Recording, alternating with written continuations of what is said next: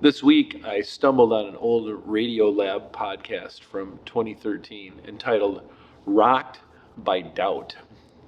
It contained a story that aligned so closely with the gospel story today that it instantly had my attention.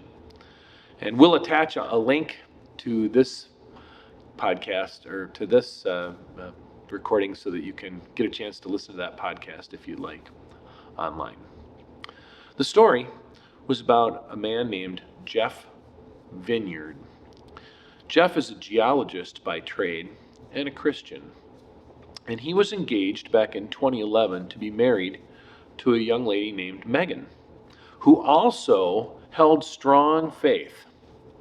And one Tuesday evening, Jeff was cooking dinner when suddenly he felt a tightening in his chest and thought to himself out of the blue, all of a sudden, I don't think I believe in God anymore.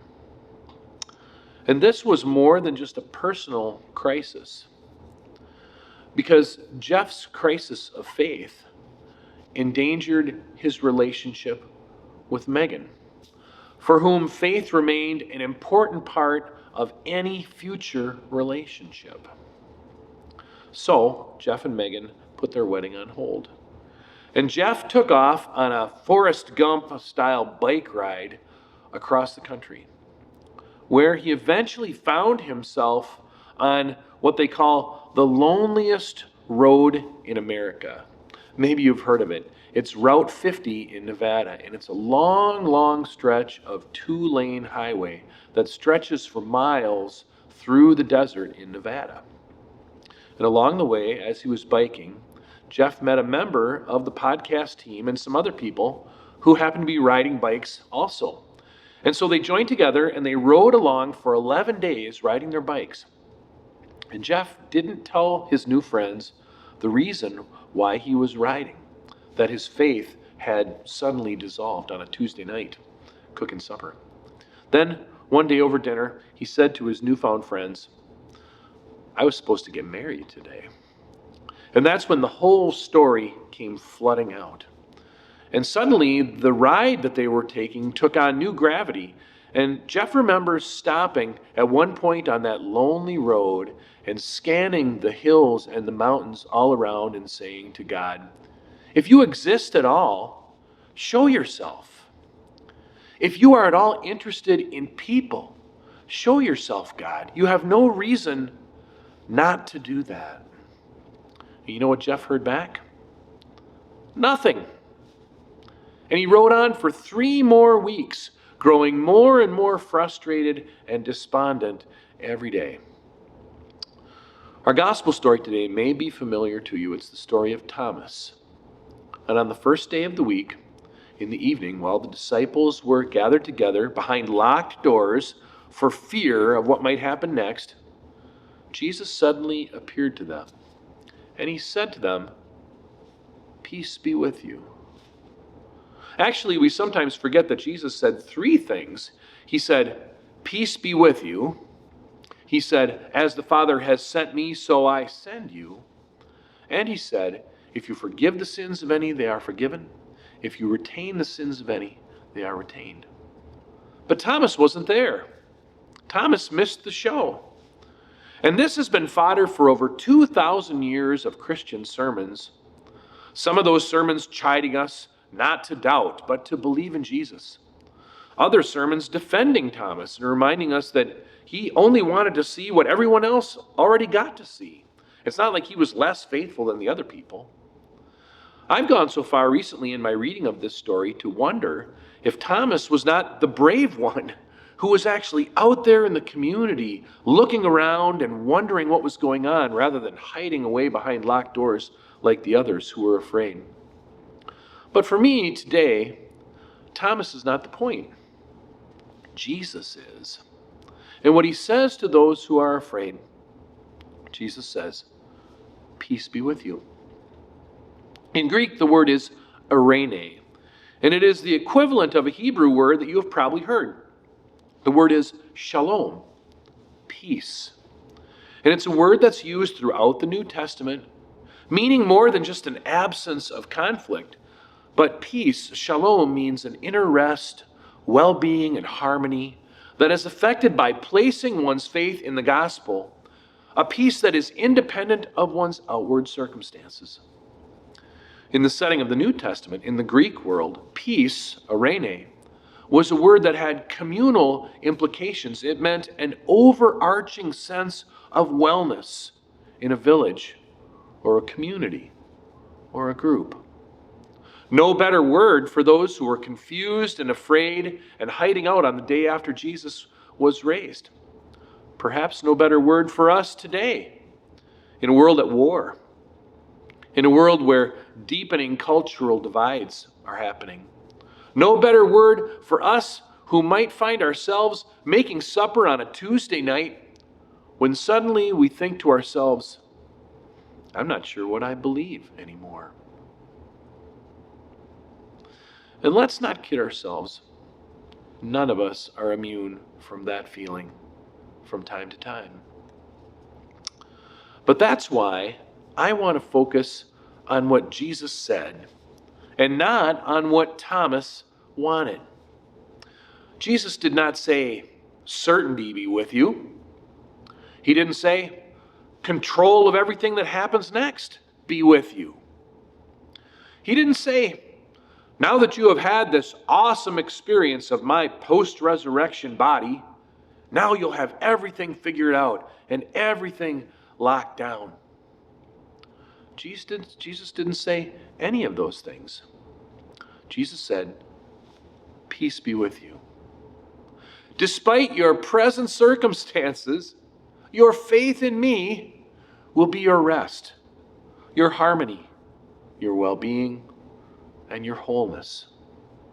My good friend Anna Madsen loves to say when she talks about Easter, death is real, but life is realer. The good news is that Christ is risen. And now Jesus sends out his frightened followers to show up out there in the world wherever death has been dealt upon people, to show up with a message of life, a message of victory, Easter's message. I'm about to embark on a 3-month sabbatical, and it is a total gift. I know that. It's something that is not offered to most people, many people. I recognize it's a gift, and I am very grateful for my upcoming sabbatical. I'm not burned out, I'm not overtaxed, I'm not overtired, but I'm ready. And I have to tell you, too, that many celebration members have stopped to visit me recently after worship or in my office to tell me how supportive they are that I'm going to take this time away from my responsibilities as lead pastor, and that they're happy for me to have this time. Believe me, I feel loved, I feel appreciated, and right now I yearn for some fresh experiences and for some great new stories to tell. But in every congregation, the pastor always has 1 or 2 friends who come at things from a little bit different angle. And so a couple of weeks ago, I was having coffee with a good friend, a dear friend of mine in the church. And as we were visiting, we talked about a number of things. And suddenly, finally, the topic of my sabbatical came up. And my friend looked at me over coffee and he said, "Do you think you can do it?" Meaning what? Meaning, I suppose, that am I able to give up the role that I've had for the last 10 years that has become sort of woven into the fabric of my life? It's who I am. Can I give that up? Can I give up the precious and powerful ways that you have invited me to be part of your lives? Can I lay aside the email and the staff meetings and the social media and the deep conversations that I have with people every week and the visioning and the rush that I get from being with the people of the church? I mean, what if breaking away from my responsibilities isn't all it's cracked up to be? Or what if I need the church more than the church needs me? What if I need this role more than it needs me? Those are questions that remain to be answered.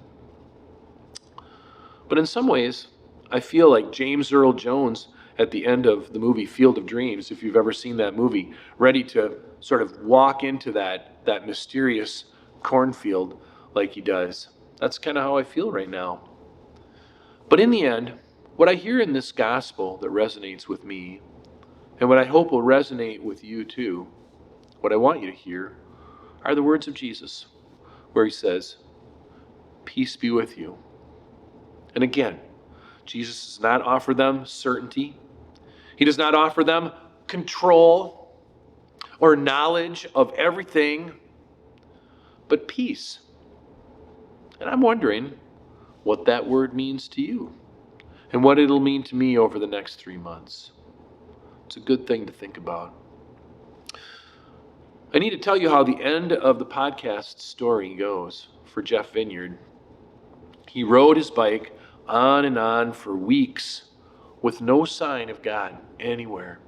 And he grew anxious as the trip was coming to a close, wondering if he would have any sign of God.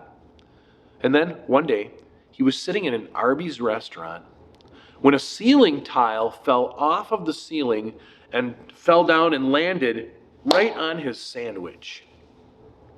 And the guy in the booth next to him got up and came over and gave him some of his sandwich. And they started to talk a little bit. And wouldn't you know it, the guy who was giving him part of his lunch was a pastor. And so Jeff Vineyard told him everything that had gone on in his life. And at the end of the conversation, the pastor didn't solve all his problems, but he offered him a blessing and a benediction for the rest of his journey. And Jeff thought to himself, really, God? This is where you're going to make your appearance? An Arby's restaurant? Well, that's where God's going to show up. And it may not sound like a remarkable place for the divine to appear, but for Jeff, it was light in darkness. And sometime later, he and Megan were married. And later after that, he was singing in church choir one day when once again he felt that familiar tightening feeling in his chest. But this time, it was a feeling that affirmed his faith and his belief in God. I'm not sure what's going to happen to me over the next 90 days. I guess we'll find out. I guess together we'll see how those things go and what stories emerge. But I do know this, that Jesus came and stood among his disciples on that day, and he said, "Peace be with you. Do not doubt, but believe." And he didn't give them control. He didn't make them certain of all things. I think he knew that if he did give them control, that then they wouldn't need him. But he gave them peace. Peace from knowing that while they may be uncertain sometime, or that we may be uncertain about God, that God is certain about us. So certain, in fact, that Jesus died on the cross and was raised from the dead on Easter. And you may find yourself in a frustrating cycle of doubt. You may find yourself on what feels like the loneliest road in America. But rest assured, God will not give up on you.